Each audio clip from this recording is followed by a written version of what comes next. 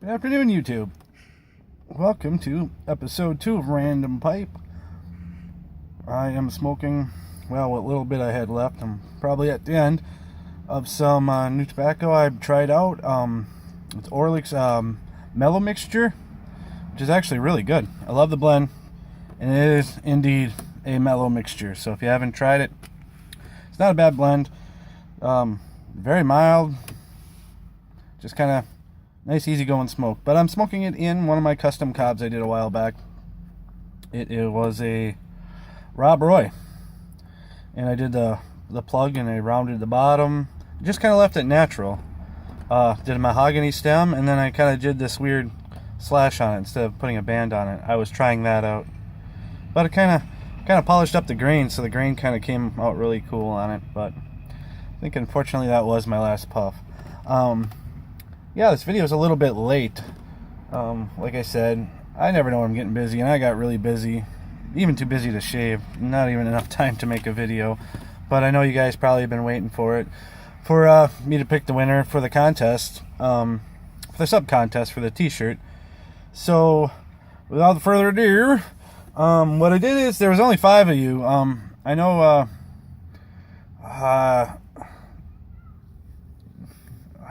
gosh, I forget his name. His last name's Daniel. Sorry if I forget your first name.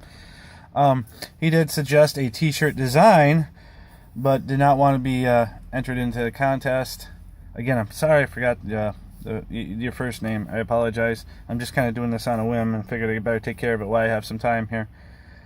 So you say you didn't want to be entered, so I did not enter you. But if down the road I do get some time and make the t-shirt that you suggested or in that style, I'll be sure and send you one, because that's a pretty cool idea. So with that being said, that leaves 5 of you, and so I just got my hat and got 5 pieces of paper with a number on it, and then gave you guys a number on the order in which you responded to the video. So we're gonna pick a number here.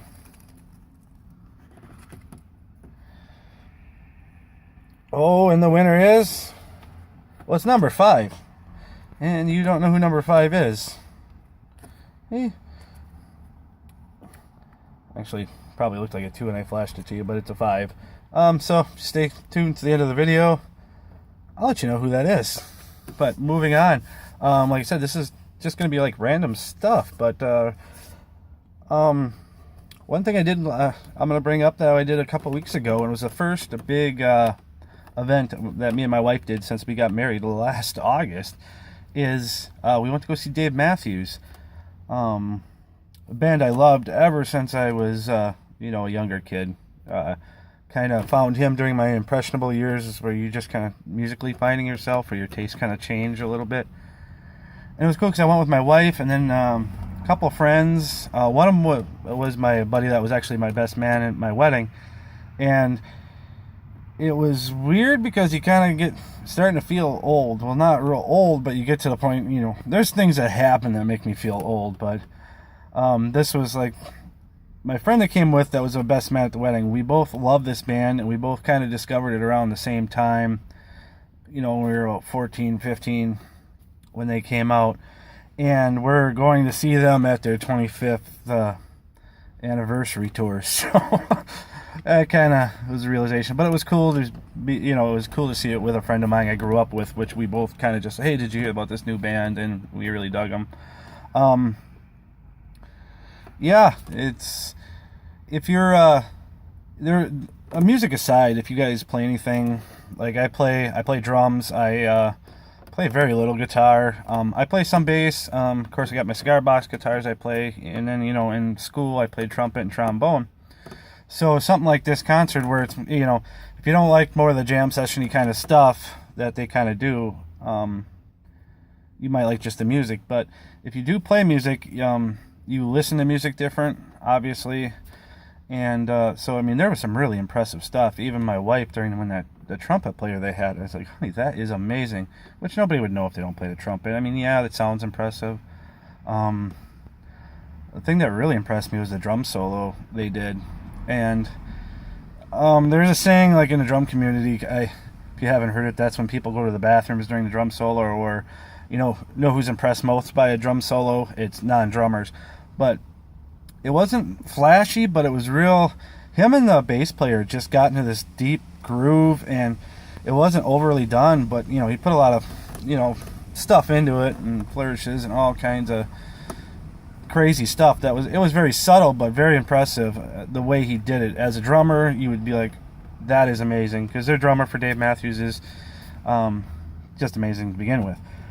But so most people would be like, oh, that wasn't a great drum solo. But if you're drumming, you're like, that was pretty cool. I mean, him and the bass player were just like tight, and they just had this groove going that was amazing. So, and their saxophone player was just amazing. The one that they had brought in after the other one had passed away in an unfortunate accident. Of course, the violin player, he's just nuts.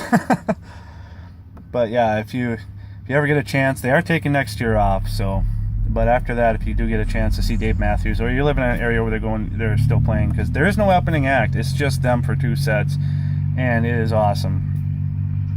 And if you do live in Wisconsin, you ever get a chance to go see a show at Alpine Valley, go. It's an amazing venue. It's outside, and you can see where the ski hills are in the background. It is amazing. So if you ever get a chance, you have an artist that you like and you're from Wisconsin, and they are playing Alpine Valley, definitely go see them. It's very cool. Even the seating is up on a hill, so there's not really a bad seat. I mean, there's further away seats, but moving on. We have a trip planned. Me and my wife. We are finally going to go on a honeymoon next month. It has been it'll be a year since we were married, but with the wedding and all the other stuff and the business, we just didn't have the money or the time. And so, fortunately, we do now. So next month we are planning a trip to New Mexico, because that's where my wife is from. That's where she grew up. She grew up in Albuquerque. And she hasn't been back to Albuquerque since she moved here in the late 90s. So we're going to go back and see some friends, and some of her friends from school, some of her family that lives there. So I've never been to New Mexico. The only place I've really been even over that way, I guess, would be Texas, when I worked for a different company, and we'd work down there in the winter. I've been around Texas, like in Victoria and then Perrington, which was weird because it was a dry county. So if you're working on the road and you're gone for 6-7 weeks at a time, and you happen to be from Wisconsin and you get into a dry county, you're just like, oh, what the hell. So that was strange. But it was kind of cool, because there's always a liquor store right on the county line. So but you know, and I've been to Vegas too, but that's really the only couple areas I've been, just kind of around Texas working for that company, and into Vegas years ago. So I'm looking forward to that. She said I'll like it, and the mountains and stuff, and so I've talked to one friend that has visited there when he drove truck. They had to go down there and do some stuff, and he said it's a really neat area. So I mean I know so little about New Mexico other than what she told me. So other than she does make fun of a lot of the, I'm going to do the Air Bunnies, Mexican food up here. So, and the other thing she gets, she is so happy to actually go back to New Mexico, because is more for the food, because she's kind of a foodie. I'm more of I eat because I have to kind of guy. Otherwise I'll die. So I'm not as much of a foodie as her, and she is. And there's one of the things she really misses is the food. And she makes some of the dishes up here, but there's just some stuff we can't get here, you know, that they have down there. So we'll see how that goes. Yeah, but yeah, that's about it. Except for I guess I should announce the winners. So who was number 5 on the list? Number 5 on the list was Dodoff. The Dodoff. This guy wins everything. No, but he was the winner. Be sure and either message, if you have Voxer, you can find me on there. Otherwise, just give me a message on my channel. As long as I know I'm getting a message on my channel, then I'll be sure and look for my messages on my channel. Otherwise, I really don't check them all that much. So that's who won the contest, the Dodoff. So everybody's, oh.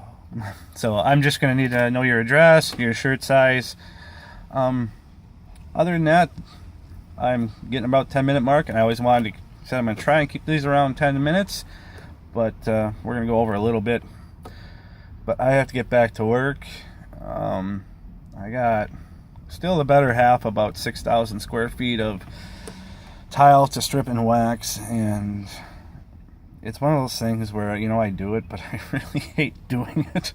I hate doing it, especially in a building like this where it's not been maintained, so they just kept waxing over the floor without ever stripping it. So it's just been going through layer and layer and layer of wax to get it done, but it pays the bills and it keeps my business running, and so it is what it is. But hopefully you guys enjoyed the second episode. If there's anything you want me to cover in one of these, just leave a comment. Be sure to try, if you were on the fence about the Orlick mellow mixture, go ahead and try it out, guys. I don't think you'll be disappointed in it. That's about the best review you're going to get from me. All right, guys, stay awesome. Have a good week.